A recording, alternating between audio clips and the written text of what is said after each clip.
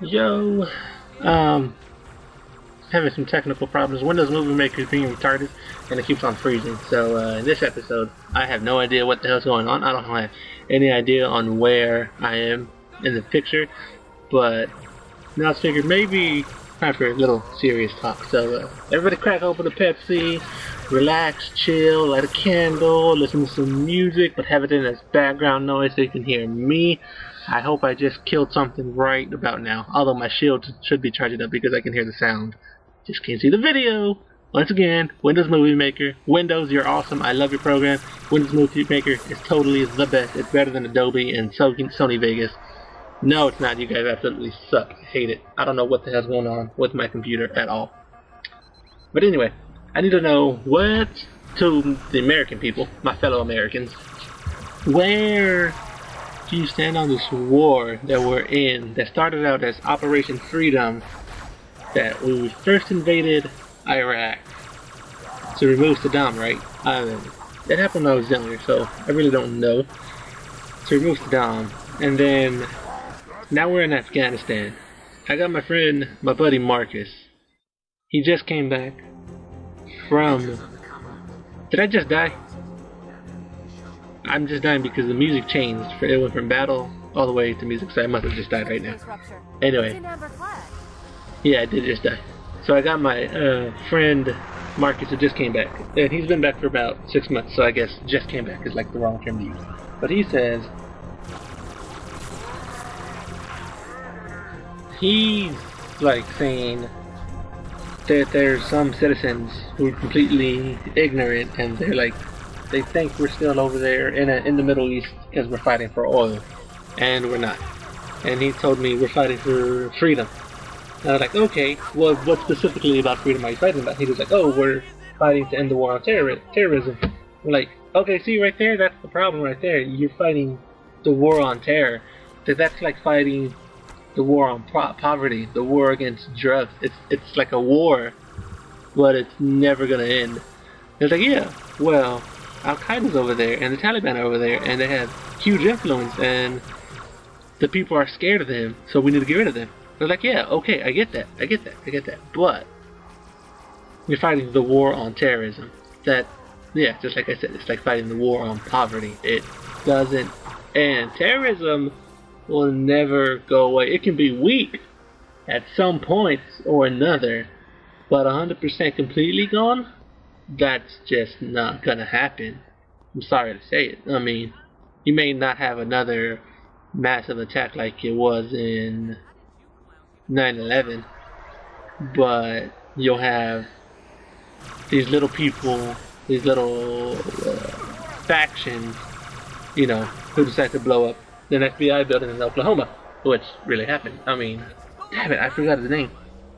But there was a guy who blew up a building in Oklahoma. It was a FBI building, and he was a domestic terrorist. Like, so you want to stop, you want to end the war on terrorists, but you can't stop someone like that, who's one guy. You can weaken a group like the Taliban or Al-Qaeda. Sure, you can do that, but you can't outright stop them. And he's mad that us citizens, because yeah, I'm sorry, but I'm gonna have to separate it. Like, we're citizens and he's a soldier. If you're in the military, then you're the soldier, and we're citizens. So he's kind of giving me like the military's perspective. It's like, we're not just there to fight a war and then we're just gonna leave. Because I don't know if you know this, but America, our troops, we rebuild. Like, we go into a country, we will fight, we will win, and then we rebuild and we teach people how to defend themselves. So it's kind of like there's a bully picking on some little nerdy kid, and America coming in and he's going to beat up the bully. And then the bully's going to go away. But America's just not going to be the, oh, little kid, little nerdy kid, you can't defend yourself. You know, we'll teach you how to defend yourself. We'll teach you how to stand up for yourself, and we can rebuild you. And, you know, I appreciate that. That, to me, that's like really cool. I don't think nobody else can do that. I don't think nobody else does that. I mean, they can do it, but I don't think nobody else does that. So if you know another country that does that, please let me know. But his thing is, there's too many people out there. Like when the soldier dies, you got people like at the Westboro Baptist Church protesting their funeral.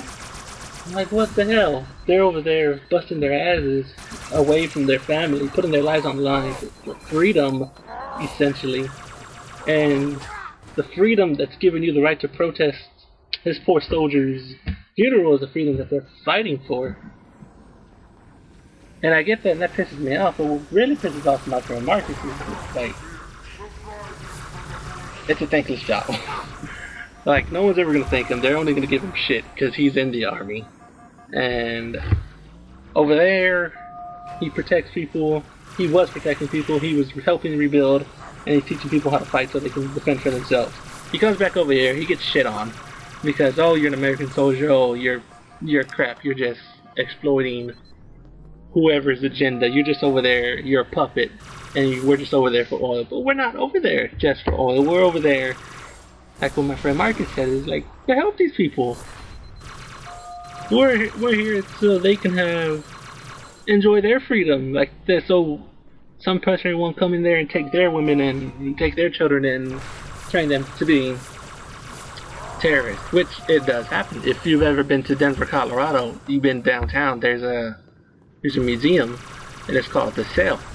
And inside the cell, they show you like the whole kind of history of terrorism and terrorist acts and famous terrorist attacks.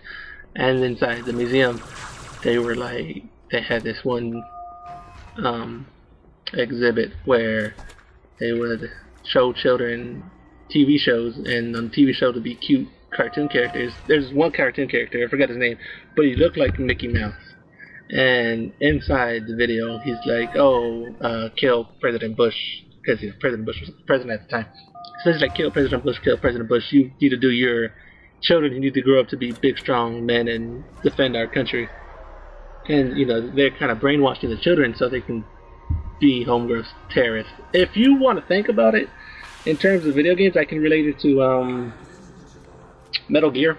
Remember Raiden's backstory? He was, you know, Jack the Ripper, and he was just a young boy that they took and they trained him. I think that's what happened in Metal Gear. Oh, I didn't play that game again. But yeah, I just want to know, where do you stand on the war? I'm totally against it. And the reason I'm against it is because there's no clear goal in mind. It's just like what they told my friend Marcus. They're just like, I don't know if anybody tells him that, but he believes that they're over there to end terrorism. I tell him you can't end terrorism, as I said before, because it's like it's a pseudo war, and it's a real war, but it's like, oh, we're gonna fight poverty, we're gonna go against the war against poverty, and we're gonna stop that forever. No, there will be poor people, sadly. There'll be rich people, there'll be middle class people. You can't end it. And he comes over there and he's telling me that some of the people, there's a small percentage of people who actually do care and who are actually thankful for the American military force for helping them defend. But then there's the other side. There's a big number of people who don't care. They don't care about the country.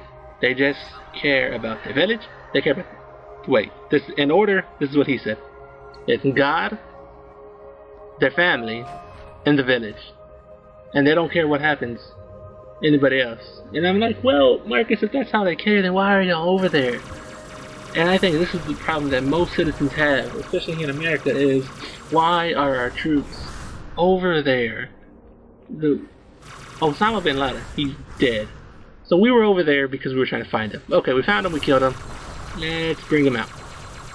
We first went over there to stop. Was it to imprison Saddam Hussein? I want to say that, but I'm not sure. But I think it was that. So we were over there to stop Saddam Hussein. So we stopped him, took over the palace. Now Osama bin Laden's dead.